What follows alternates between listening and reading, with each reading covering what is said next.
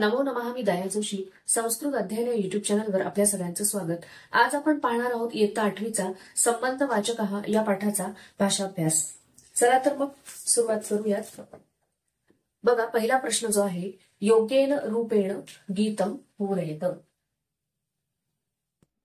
योग्येन रूपेण गीतम पूरयत. तर बघा, यामध्ये पहिला जो आहे वर्ण कृष्ण कृष्ण. तर कोणाचा वर्ण? काकस्य. काकस्य वर्ण कृष्ण कृष्ण. आपण म्हणतो ना याचा त्याचा, तर म्हणून इथे षष्ठी विभक्ती वापरली आहे, काकस्य. त्यानंतर पुढचं जे आहे ते आम्रस्य. आम्रस्य वर्ण वर्ण पीतः पीतः पीतः पीतः. त्यानंतर तिसरा जो आहे तो आहे पर्णस्य वर्ण हरितः हरितः. पर्णस्य पर्णस्य वर्ण हरितः हरितः. त्यानंतर बघा, गगनस्य वर्ण गगनस्य वर्ण नीलः नीलः.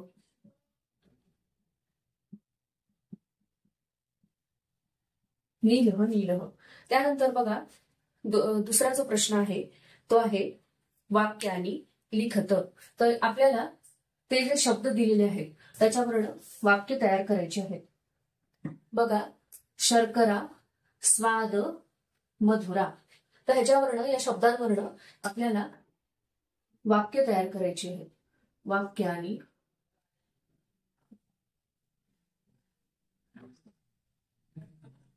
लिखत. बघा, वाक्य तयार करायचे आहेत. तर कसं येईल? शर्करायाः स्वादः मधुरः. शर्करायाः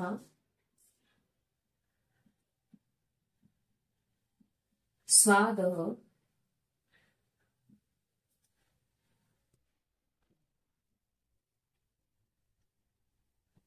शर्करायाः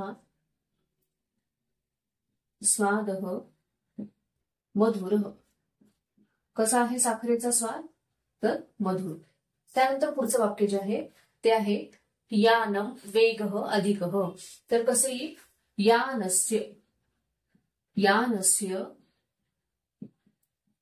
वेगः अधिकः.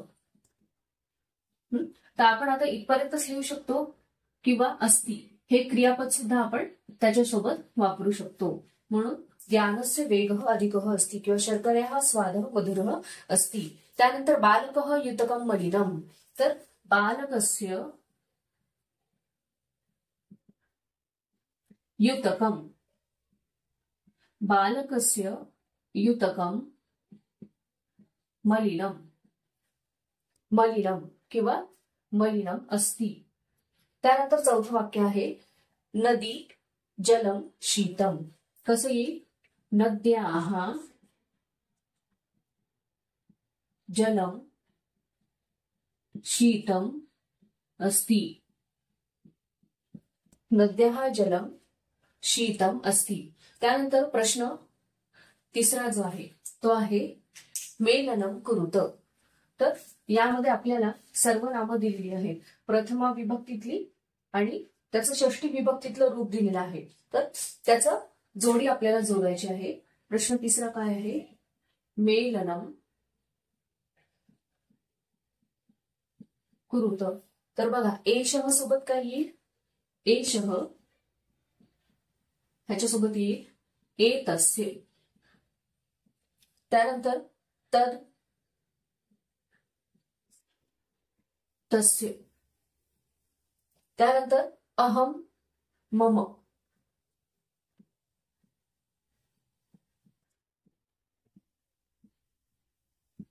अहम, मम. त्यानंतर त्वम,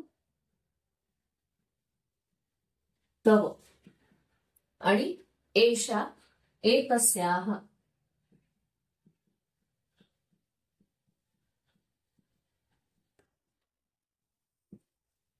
त्यानंतर पुढचा प्रश्न जो आहे तो आहे चौथा, शब्दरूपाणी लिखत. तर आता ही शब्दरूप कशी लिहायची बघा. आता इथे एक उदाहरण तुम्हाला दिलेलं आहे, देवः देवस्य. आता देवस्य ही देव शब्दाची षष्ठी विभक्ती आहे, त्याप्रमाणे सगळ्या शब्दांच्या षष्ठी विभक्ती आपल्याला लिहायच्या आहे. तर सूर्य, सूर्यस्य. त्यानंतर स्यूतः, स्यूतस्य. त्यानंतर गणेशः, गणेशस्य.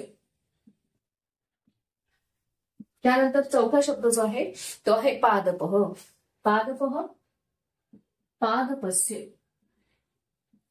त्यानंतर माला, मालायाः. त्यानंतर सहावा जो आहे तो आहे बालिका, बालिकायाः. कारण हा आकारांत स्त्रीलिंगी शब्द असल्यामुळे याचं षष्ठी विभक्तीचं रूप असंच येईल, बालिकायाः, मापिकायाः अशा प्रकारे. त्याला स्य लागणार नाही कारण हा आहे स्त्रीलिंगी शब्द, म्हणून बालिकायाः, मालायाः, मापिकायाः, शाटिकायाः अशा प्रकारे. शाटिकायाः. त्यानंतर नववं जे आहे नदी, नद्याः. नदीचं रूप होईल नद्याः. त्यानंतर 10वा जो शब्द आहे तो आहे द्रोणी. तर द्रोणी याचं काय होईल, द्रोण्याः, द्रोण्याः.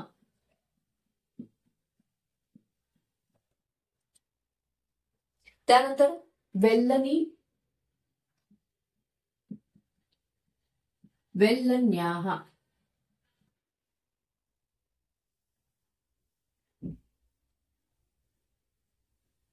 त्यानंतर आहे कर्तरी, कर्तरी,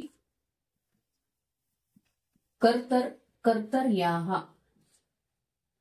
त्यानंतर 13वा आहे जलम, जलस्य. त्यानंतर गृहम, गृहस्य. त्यानंतर वनम, शरीरम, वनम, वनस्य. हे सगळे नपुंसकलिंगी शब्द आहेत, तर याचं सुद्धा देवप्रमाणे होईल. त्यानंतर शरीरस्य, देवप्रमाणे याचं षष्ठी विभक्तीचं रूप होईल. त्यानंतर अहम, याची षष्ठी विभक्ती होईल मम, अहम, मम. त्यानंतर एषा, हे स्त्रीलिंगातलं आहे म्हणून एषाचं होईल षष्ठी विभक्ती एतस्याः. त्यानंतर त्वम, तव, त्वम याचं षष्ठी विभक्ती होईल तव. आणि त्यानंतर तत्, तस्य, सॉरी तत् तस्य. कारण पुल्लिंगी आणि नपुंसकलिंगी या दोन्हीचंही जे हे आहे षष्ठी विभक्तीचं रूप आहे.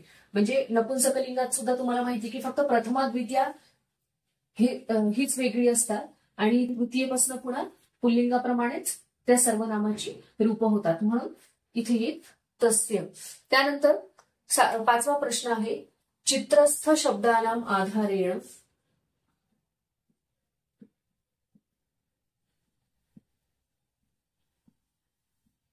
शब्दानाम आधारेण वाक्यानि रचयत.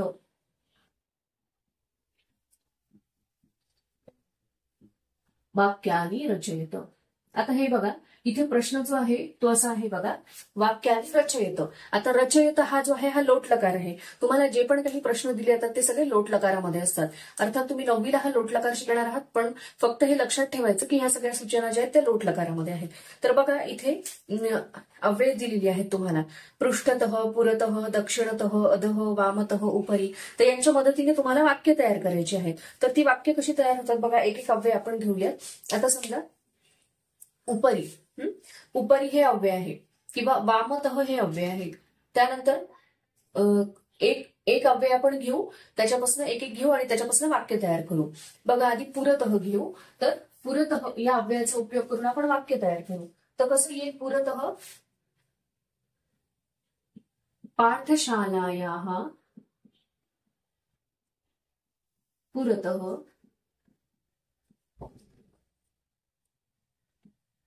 स्तंभः, स्तंभः अस्ति, अस्ति किंवा वर्तते. कुठलंही क्रियापद लिहिता येईल, वरती वर्तते, अस्ति किंवा वर्तते.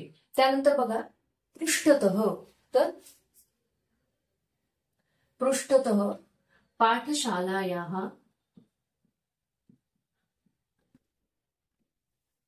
पाठशालायाः पृष्ठतः,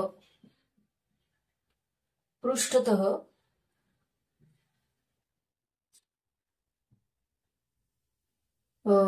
वनम अस्ति.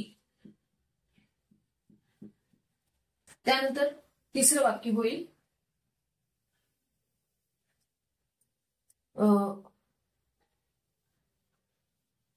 पाठशालायाः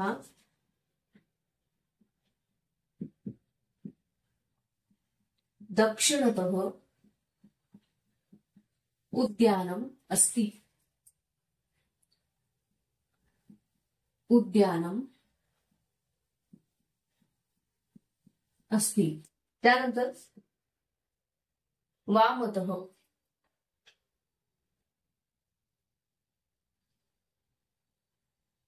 पाठशालायाः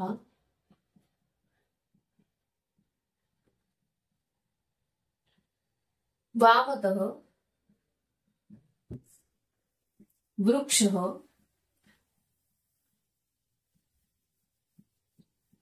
अस्ति. त्यानंतर अधः, तर पर्वतस्य अधः पाठशाला अस्ति. त्यानंतर उपरी